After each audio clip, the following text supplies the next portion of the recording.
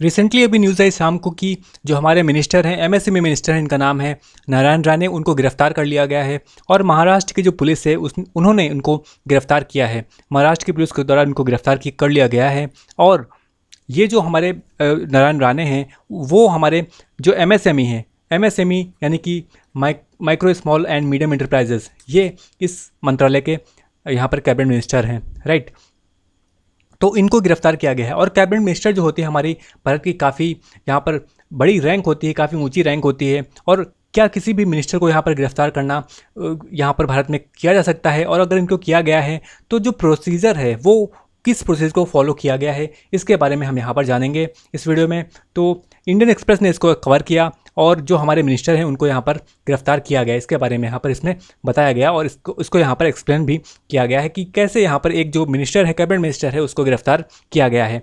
तो जो हमारे मिनिस्टर हैं नारायण राणे, उनके खिलाफ यहाँ पर 3 एफआईआर दर्ज की गई है महाराष्ट्र की जो पुलिस है उसके द्वारा। और क्योंकि उन्होंने जो सीएम है, चीफ मिनिस्टर हैं उद्धव ठाकरे, उनके खिलाफ यहाँ पर एक बयान दिया था, इस वजह से इनको यहाँ पर गिरफ्तार किया गया है। और तो जो हमारा जो कैबिनेट मिनिस्टर है, क्या इसको यहाँ पर गिरफ्तार किया गया है? तो क्या प्रोसीजर होता है इसका, इसको यहाँ पर समझने की कोशिश हम करते हैं।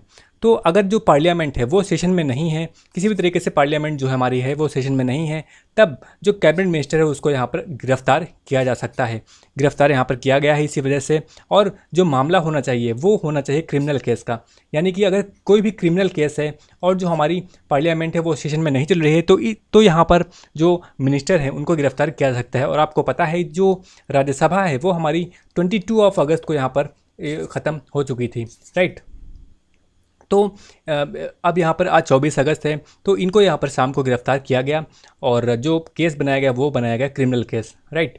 तो इसी के दौरान इनको गिरफ्तार किया गया। और जो राज्यसभा का यहाँ पर प्रोसीजर एंड कंडक्ट बिजनेस जो यहाँ पर रूल है, सेक्शन नंबर 22A, इसको यहाँ पर यूज़ किया गया और इनको गिरफ्तार कर लिया गया है।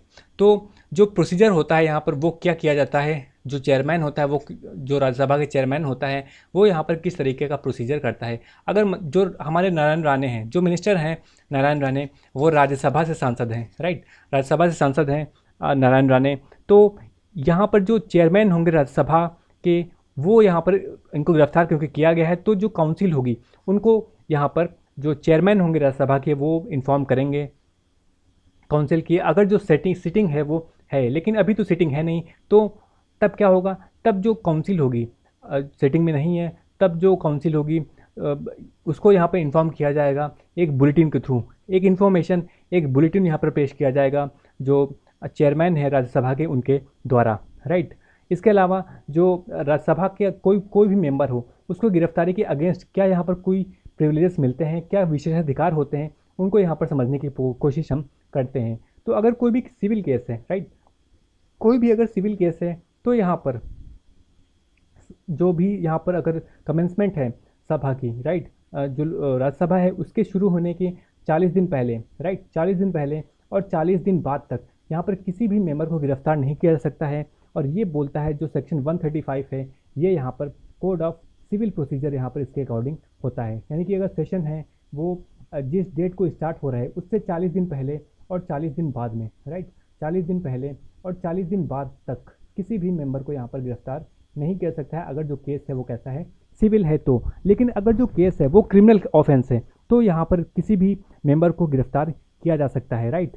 तो ये जो यहाँ पर विशेषाधिकार है उसकी लिमिट है कि जो केस होना चाहिए वो सिविल होना चाहिए, तभी ये यहाँ पर इफेक्ट में रहेगा। लेकिन अगर क्रिमिनल ऑफेंस हो गया तो यहाँ पर जो प्रिविलेज है, तो जो विशेषाधिकार है वो यहाँ पर खत्म हो जाएगा और गिरफ्तारी यहाँ पर आसानी से की जा सकती है। तो इसी के तहत इनको गिरफ्तार किया गया है। लेकिन अगर कोई भी यहाँ पर जो हाउस है उसके परिसर से क्या किसी भी मेंबर को गिरफ्तार किया जा सकता है, तो आंसर होगा नहीं, बिल्कुल नहीं।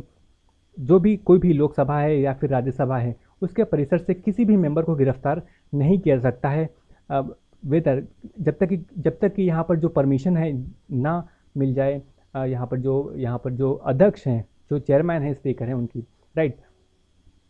और जो भी लॉज यहाँ पर होते हैं होम मिनिस्ट्री के द्वारा सुझाए जाते हैं, उनके अकॉर्डिंग यहाँ पर किया जा सकता है। तो गिरफ्तारी तो बिल्कुल भी नहीं हो सकती है।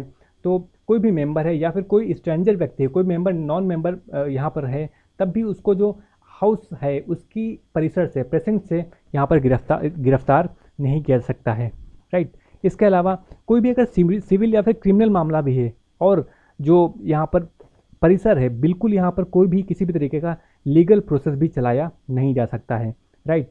और विदाउट द परमिशन, लेकिन और यहाँ पर कोई जो परमिशन है उसको लिए बगैर कोई भी यहाँ पर मामला जो है वो नहीं चलाया जा सकता है, कोई भी लीगल प्रोसेस नहीं किया जा सकता है without the permission of chairman of the particular house, right.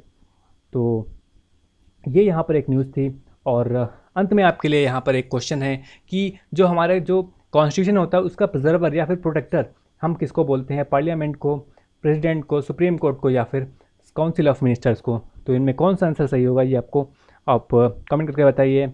और तो मिलते हैं बाकी वीडियोज़ में, तब तक के लिए see you, have a good day.